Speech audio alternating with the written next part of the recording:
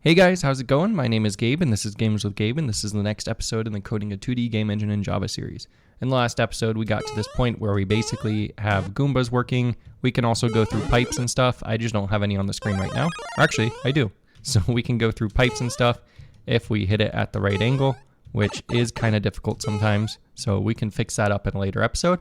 But for now, what we're going to be adding in are turtles. So Mario has the turtle AI, and that is what we will be working on next. So first of all, let's go into our level editor scene initializer, and we basically want to add our turtles to our IMGUI panel so that we can actually add them to the scene. So right over here in our loop, right below where we're adding the Goombas, I'm going to add in a turtle. So first of all, we have to get the sprite sheet, which is asset pool .get sprite sheet, and this is located under assets/images/turtle.png. Once we get that, we can basically just copy all of this stuff, and it's almost the exact same thing, except for the sprite, we're getting the turtle, and we're going to get the 0th sprite, which is just the first sprite in the sprite sheet. And then for the game object, we're actually going to say generate turtle, which does not exist, but it will. So once we have all that done, we can go into our prefabs and basically just add in a function to generate a turtle. And for that, I'm going to copy the Goomba because it is almost exactly the same with just a couple of differences. So we will go ahead and copy that, and we'll call this generate turtle. So now that we have this function, we just want to first of all get turtle.png instead of that sprite sheet. And we'll call this turtle sprite, and we will call our game object a turtle. And we also need to change, which we don't usually do. So first of all, we have to change that. But we're also going to change the scale because turtles are slightly different scale. So we're going to be using 35F for the Y, which will give us, which will basically just give us a nice size turtle because they're a little bit bigger than the Goombas vertically. But yeah, and then we'll also use index 0 for the sprite just so we get the correct sprite sheet. And we're going to have a walk animation. We're going to use the same animation length for this, except we're going to be using frames 0 and 1 for this. We want this to be looping, and then we will also have a turtle shell spin animation. So we'll call this turtle shell spin. This is when the turtle's spinning around on the ground. This will just consist of one animation, so we're not even going to actually pretend it's spinning. It's just going to be one frame, and this will be index 2, and it will not loop. Next, we'll add everything to the state machine, so most of this will basically be the same.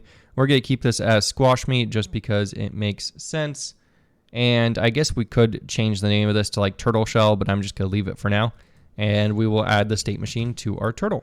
Then we're going to add a rigid body like we did here, set it to dynamic. All this stuff should basically be the same. And then we're just going to add this to the turtle instead. And then we're going to have a circle collider, add this to the turtle instead. And a couple things are going to change here too. The radius is actually going to be 0.13F because it's just a little bit bigger.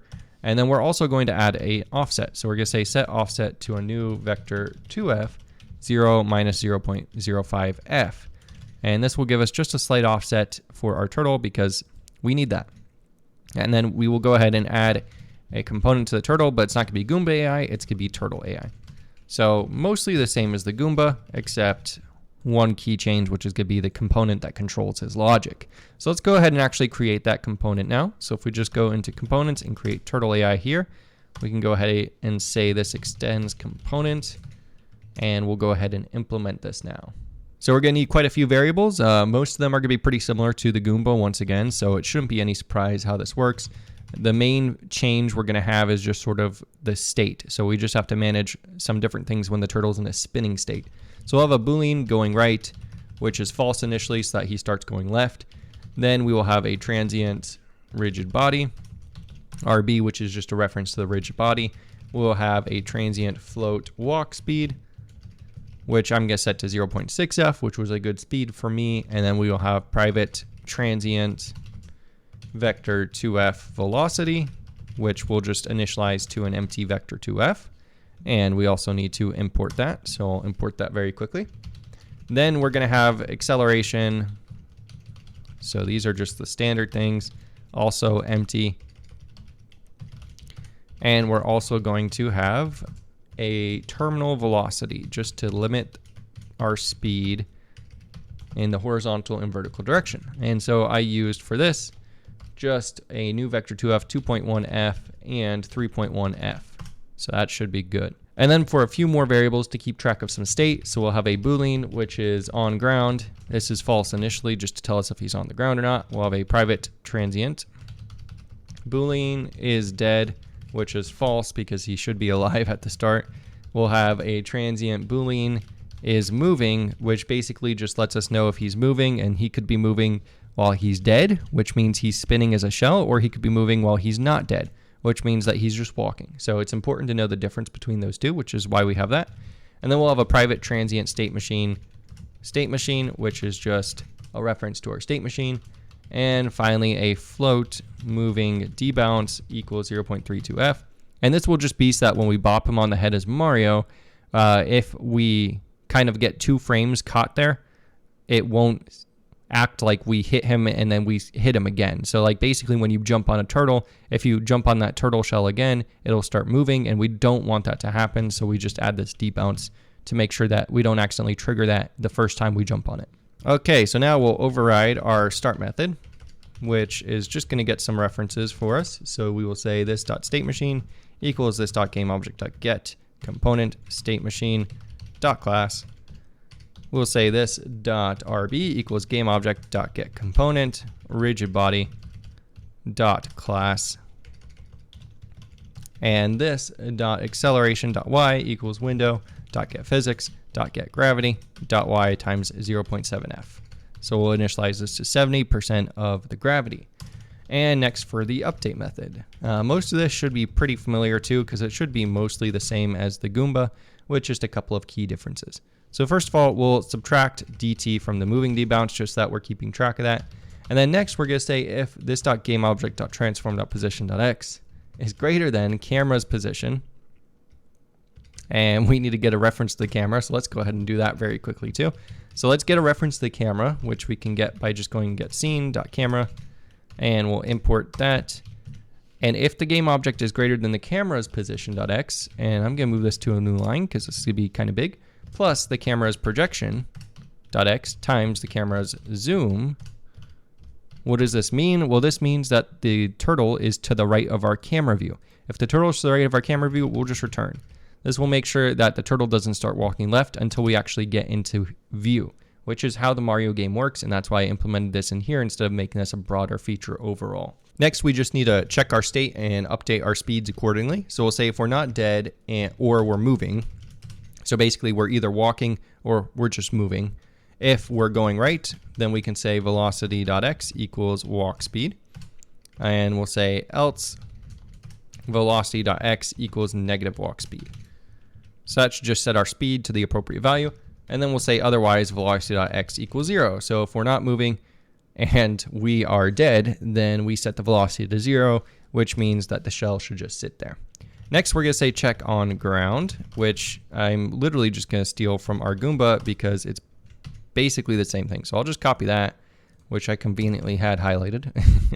And then I'm going to paste it down there. And the only thing we're going to change is this value right here, which we're going to use minus 0.2f, which should give us the appropriate values, and everything else should be fine. So basically we check on ground. That should check and see if the Goomba or the turtle is hitting the ground or not. If we are on the ground, then we're going to say this dot acceleration dot y equals 0 and this dot velocity dot y equals 0. Otherwise, we're falling. So we say this dot acceleration dot y equals window dot get physics dot gravity dot y times 0.7f. And you may think it's laborious to do all this manually and stuff, and why are we doing it like this? Well, the reason we do this and we don't let Box 2D handle the physics is because we want to have very good control for a game like Mario. There are other games where you want to let the physics handle everything like this, all the physics engine. But for character movements and stuff, it usually looks better when you actually control the characters. So anything that like an AI or your player or anything like that, you control explicitly. Whereas if you have boxes or something like that in the game, you can let the physics engine handle that and everything will feel a lot better that way. So that's why we go through this process. But anyways, we'll say this dot velocity dot y plus equals this dot acceleration dot y times dt. And then we'll say this dot velocity dot y equals, and I'm going to go to Goomba again because it's the same thing as this and I don't feel like writing all that out. And actually, let's just go ahead and copy both of these. If you want to be really good, you could probably create a base class and inherit from that base class in all of these, or you could add these to like a static function that all of these types of objects call, and sort of like what we did for the physics 2D here. And that would be a good solution since we are doing the same thing a lot here. And then we're going to add one more thing, which is if this GameObject's transform position.x is less than the Windows get scene.camera.position.x, and I'm going to move this to a new line so that we can see that, minus 0.5f, or this .GameObject.transform.position.y is less than 0.0f. So if the turtle has fallen off the bottom of the screen or he is behind the camera to a certain extent, we're just going to say this .GameObject.destroy. And this is just so that if the turtle shell goes spinning off or whatever, he falls down to another level, we just get rid of him. You might want to change this though, since we you could have turtles on the bottom left. So you might want to do something like getting our camera controller, which is the game camera, and checking what level it is, which you can see right here.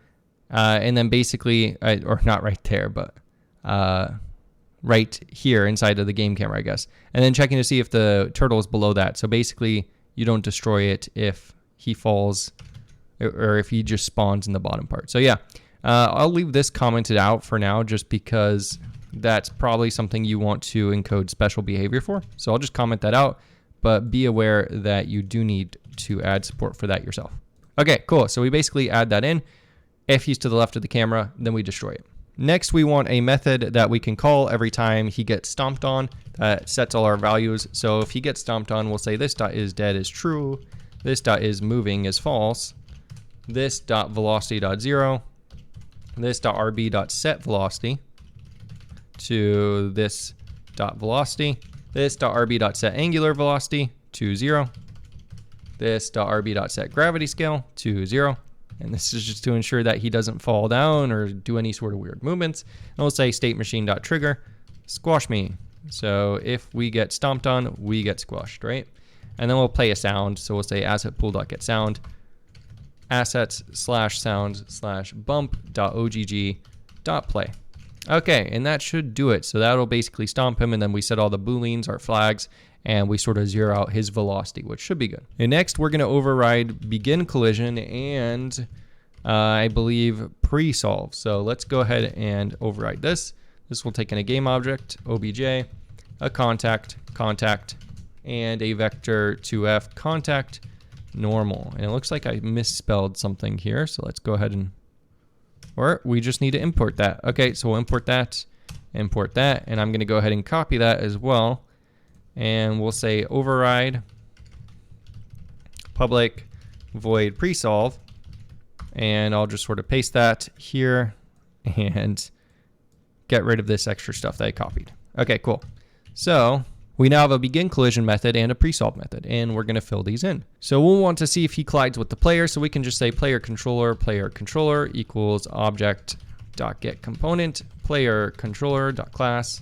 And if the player controller is not null, so we just hit the player, what do we do? Well, first let's check. If we are not dead and the player controller is not dead and the player controller is not hurt invincible, so player controller is not dead and he is vulnerable right now, and the contact normal.y is greater than 0.58f, this should be contact normal.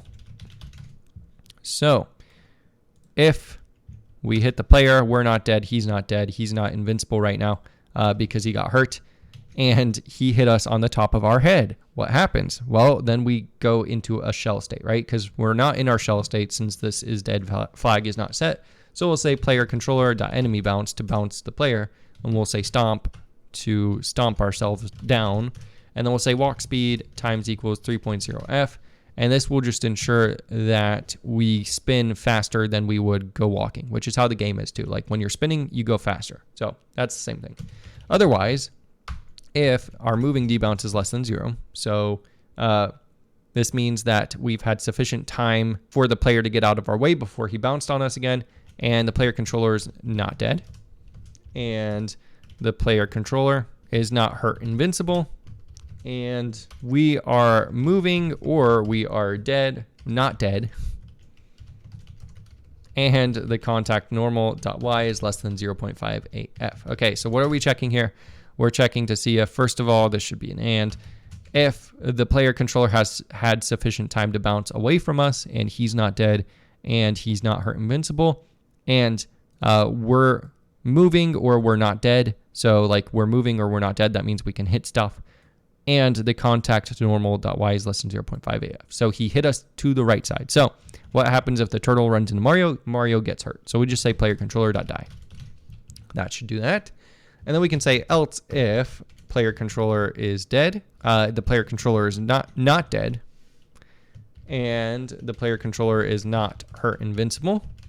So if the player controller is not dead, player controller is not hurt invincible, and we've passed all of these, then that means that the player has hit us while we are dead or we're moving. And so what we're going to do next is we'll just say if we're dead and the contact normal is .y is greater than 0.5af. So if we're dead and he bopped us on the top, then we'll say player controller.enemy bounce. So we bounce him again. And we'll say is moving equals not is moving. So we basically start moving. If we're not moving, we stop moving. If we were moving, because he just bounced on us, then we'll say going right equals contact normal dot x is less than 0. So then we just check what side of the shell he hit us on, and we set what direction we're going to go to the opposite of that. And we'll say otherwise if we're dead and we're not moving. So we're dead and we're just a shell. Then we'll say is moving equals true. So he just ran into the side of us, and we'll say going right equals contact normal dot x is less than 0. And then we'll say moving debounce equals 0.32f to give us time to get out of the way. Okay, so that should be everything for when we hit a player. Otherwise, if we're hitting any arbitrary object, we'll just say math.absolute value.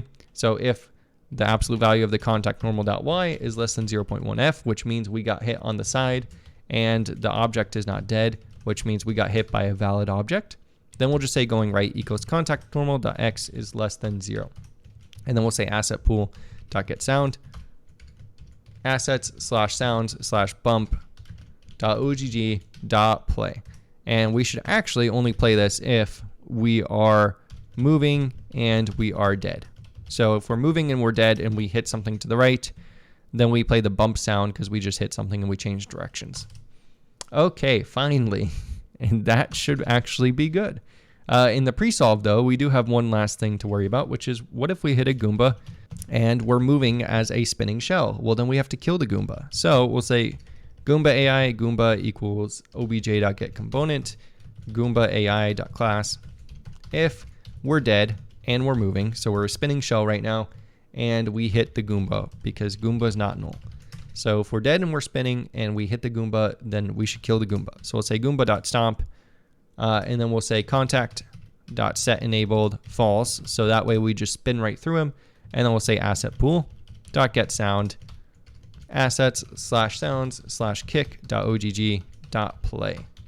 So we will kill the Goomba and play all the correct sounds, and this should be good. Let's go ahead and run this and see what happens when we add a turtle. Fingers crossed everything works right. So if we add a turtle in right here, and you'll notice he's a little taller, but he'll get bumped up to ground level once we actually start. And I'm going to go ahead and just add a block here so we can see what happens. So if they hit each other, yep, he should turn directions, but he doesn't switch directions. So first of all, let's fix that. So right up here, when we're checking which direction the turtle's going, we can just check and see if he's going right. This is when we're seeing which way we should set him. Then we'll just say GameObject.transform.scale.x equals minus 0.25f. We're doing minus because he's to the left in the sprite sheet originally. So yeah, and then we'll say transform.scale.x equals 0.25f otherwise. So this way he should turn around the right direction. So if we play this again, he should turn. He turns. Sweet. So that's good. Let's go ahead and just add another block here so we can test the other features. So, okay, I just bounced on him, so we can't check that. But if I bounce him, he turned into a shell, and then he killed us when he started moving. So that's good. Now let's make sure he can kill the Goomba too. So if I go ahead and just do that, and we bounce it, that killed the Goomba, so that's good. And the last thing I need to check is if we can stop the shell. So if we go ahead and just do that, and if I jump on it, Okay, cool. And we can stop the shell too. And I really stink at this too because I keep dying. So yeah, we basically got a working turtle AI now. He's just kind of working good. And that's kind of weird. Okay, so I guess we were just like, we just kept hitting it, which is kind of cool actually. Yeah, so we're just hitting it there. And then since we're hitting it to the right, we're kind of hitting it before it has a chance to go off. But yeah, that's the turtle AI. And it works just like it would in Mario, doesn't it? One thing I'm going to do too real quickly is these red lines are really annoying me. So let's go ahead and get rid of those. I think if we just go to physics, we have this in here. Yeah. And we're drawing these debug lines. Let's get rid of those because there is no reason to be drawing them anymore. And if we run this again, no more gross red lines. One other thing I'm going to check real quick is if we do this and whoops. Okay, well, that's what I wanted to check basically. So if we hit him and we're invincible, he doesn't really do anything to us. We'll try this one more time just because this is actually turning into a pretty fun game. So if I do that and I bounce it, yep, I'm fine. He doesn't go through me, which is kind of bad, but you know, you can fix that in post and everything. So yeah, that is it for the turtle AI though. I'm pretty happy with the way that turned out. We've basically got a fully working Mario game, okay? What's the only thing we have left to do? We just have to add in the end state, winning. And we also have to add in fireballs. I forgot about that. So we don't have fireballs yet. So if you get the mushroom and then you go ahead and you get a fireball, you can't shoot fireballs yet. So we'll add that in and the win state in the next tutorial. And then we should have Mario done, which is really cool. We've created a game with the game engine. It's working pretty good and you can build levels pretty easily with it. And then maybe I'll do an episode or two just about cleaning some things up with the engine, like some of the debug features. The gizmos don't really work properly anymore, so we could go through fixing that just to get it all working properly. And yeah. But anyways, I hope you guys enjoyed this. If you did, please hit like and subscribe, and I'll see you in the next episode. Thanks.